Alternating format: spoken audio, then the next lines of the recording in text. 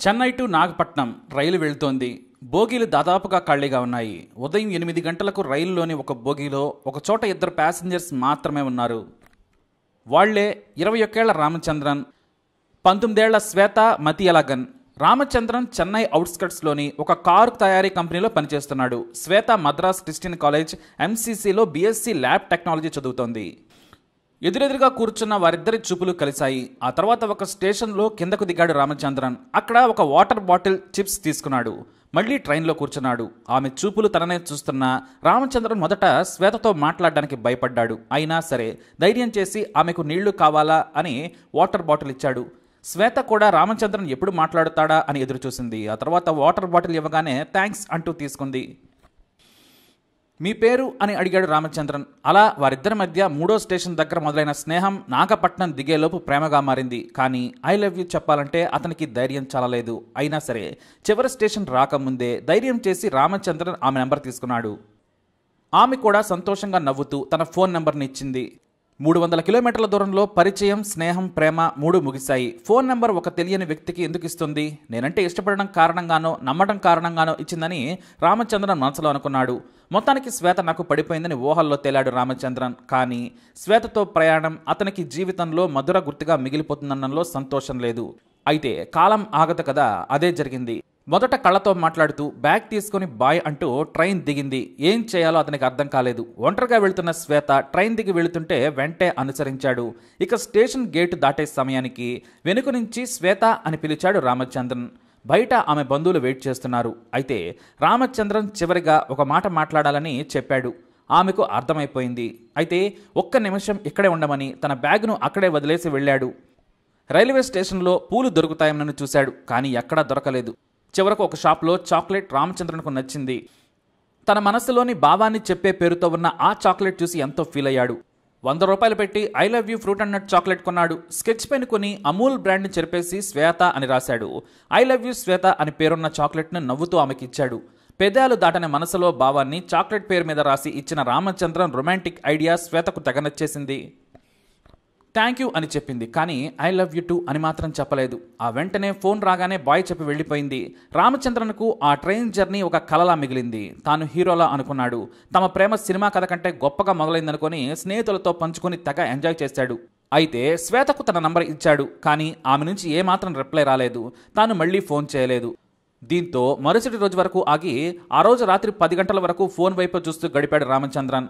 తాను వెళ్లిన పెళ్లి గురించి మరిచిపోయాడు కూడా. తనకు తాను రామచంద్రన్ వేరే లోకంలో మునిగిపోయాడు. ఇక శ్వేత నుంచి రిప్లై రాదని గ్రహించాడు రామచంద్రన్. దీంతో తనకు తానుగా ఒక మెసేజ్ పెట్టాడు. నేనిచ్చిన చాక్లెట్ బయట వేడికి కరిగి ఉంటుంది, కానీ నా మనసులో నీ రూపం మాత్రం కరగలేదు. అలాగే ఫ్రెష్గా నీ అందంలా ఉంది, ఇట్లు రామ్ అంటూ మెసేజ్ పెట్టాడు. ఇక ఎక్స్ట్రా కొన్ని సింబల్స్ కూడా పంపించాడు. ఆమె కూడా ఆ లవ్ సింబల్స్కి తోడు మరో ఎక్స్ట్రా సింబల్ను యాడ్ చేసి రిప్లై పంపింది.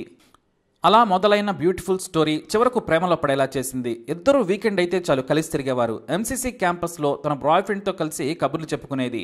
కంపెనీకి సెలవులు పెట్టి ఆమె చుట్టూనే తిరిగేవాడు రామచంద్రన్. కానీ కరోనా వారి కలయికకు బ్రేక్ వేసింది. ఇద్దరూ ఫోన్లో టచ్లోనే ఉండేవారు.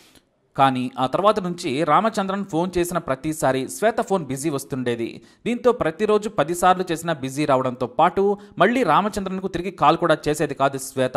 అతను మాట్లాడితేనే పొడిపొడిగా మాట్లాడేది. ఇక కాలేజ్ స్టార్ట్ అయినా సరే టైమింగ్స్ చెప్పకుండా మాస్క్ వేసుకుని రామచంద్రన్కు కనిపించకుండా వెళ్ళిపోయేది. దీంతో తనను దూరం పెడుతుంది అని రామచంద్రన్కు అర్థమైంది. చాలాసార్లు నీతో మాట్లాడాలి, మనం కలుద్దామని అడిగాడు. కానీ మాట్లాడుకోవడానికి ఏమీ లేదు. నా చదువు పాడవుతోంది, నాకు మార్కులు తక్కువగా వస్తున్నాయి, ఇప్పుడు ప్రేమ దోమ ఏది వద్దని చెప్పింది. మా ఇంట్లో వాళ్ళు కోపంతో ఉన్నారని శ్వేత చెప్పింది. నువ్వు వేరే వ్యక్తితో గంటల తరబడి మాట్లాడొచ్చు, కానీ నాతో రోజుకు 5 నిమిషాలు మాట్లాడితేనే కోపంగా ఉన్నారా ఇంట్లో వాళ్ళు అంటూ రామచంద్రన్ ఆమెతో ఫోన్లోనే గొడవ పెట్టుకున్నాడు. నీకు అందం ఉందని ఎవరైనా నీకు సులభంగా పడిపోతారనుకుంటున్నావా? నా మాదిరిగానే వేరే వాడిని కూడా బకరా చేయాలనుకుంటున్నావా అంటూ రామచంద్రన్ నోటికొచ్చినట్టు మాట్లాడి శ్వేతను ప్రొవోక్ చేశాడు. దీంతో అప్పటి నుంచి రామచంద్రన్ ఫోన్ను కూడా లిఫ్ట్ చేయలేదు. ఇక శ్వేతతో డైరెక్ట్గా మాట్లాడాలనుకున్నాడు. 100 మెసేజ్లు పెట్టినా సరే ఆమె రిప్లై ఇవ్వలేదు. అలా తాను వదిలేస్తే రామచంద్రన్ కూడా తనను వదిలేస్తాడనుకుంది.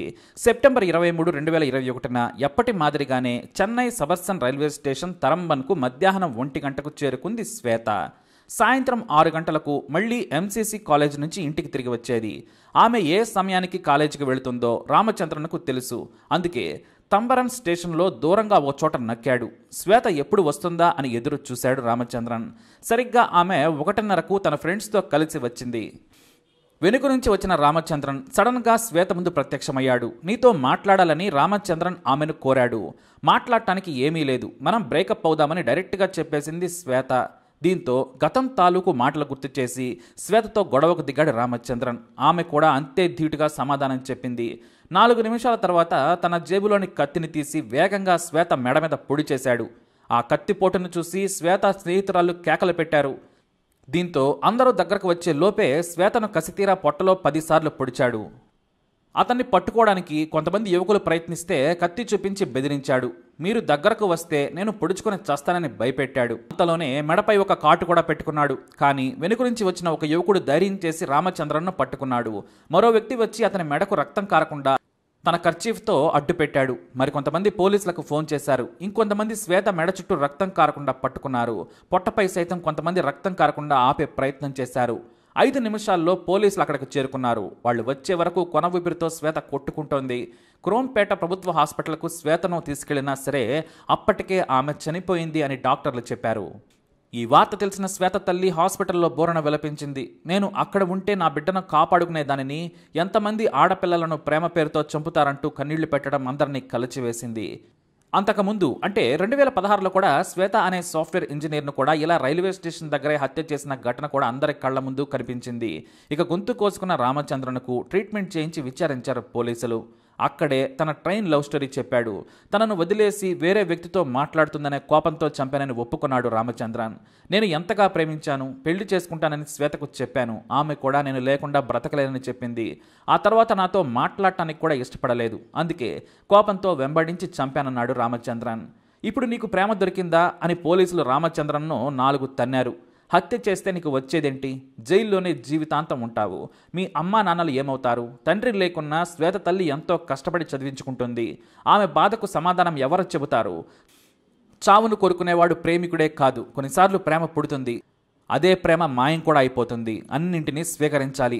ఒక రైలులో మొదలైన నీ ప్రేమ జీవితాంతం ఉండాలనుకున్నావు. ఆమె మనసును కూడా నువ్వు అర్థం చేసుకోవాలి. శ్వేత ఏ కారణం చేత నిన్ను వద్దనుకుందో నీకు తెలుసా? ఆమె భవిష్యత్తు గురించి ఆమె తన మనసును మార్చుకునే ఛాన్స్ ఇవ్వవా? నువ్వు కోపంతో కాకుండా ప్రేమతో ప్రయత్నిస్తే శ్వేత ఒప్పుకునేదేమో. ఆమె వదిలేస్తానంటే నువ్వు వదిలేయాలి. ఎవరి జీవితం వారిది. బలవంతపు ప్రేమలో నిలబడవు. ఒక్కసారి మనస్సు విరగ్గొడితే అది మళ్లీ కలయికను కోరుకోదు. నీలాంటి మూర్ఖులు ఇక మారరా అంటూ రామచంద్రన్కు కౌన్సిలింగ్ ఇచ్చారు పోలీసులు. కానీ ఏం లాభం? ఆ నీచుడు తనకు దక్కని అందమైన శ్వేతను మరొకరికి భార్య కావద్దనుకున్నాడు. తనను మోసం చేసినందుకు ఆమెను చంపి పగ తీర్చుకోవాలి అనుకున్నాడు. ఇలాంటి సైకోల కారణంగానే సమాజంలో దారుణాలు పెరుగుతున్నాయి తప్పితే తగ్గడం లేదు అని అన్నారు పోలీసులు. మొత్తానికి ఒక ట్రైన్ జర్నీలో అందమైన లవ్ స్టోరీగా ప్రారంభమై ఇలా క్రైమ్కు చేరుకుంది ఈ కేసు. మరి ఇలాంటి ఇన్ఫర్మేషన్స్ కోసం వీడియోని లైక్ చేయండి, షేర్ చేయండి, మా ఛానల్ని సబ్స్క్రైబ్ చేసుకోండి.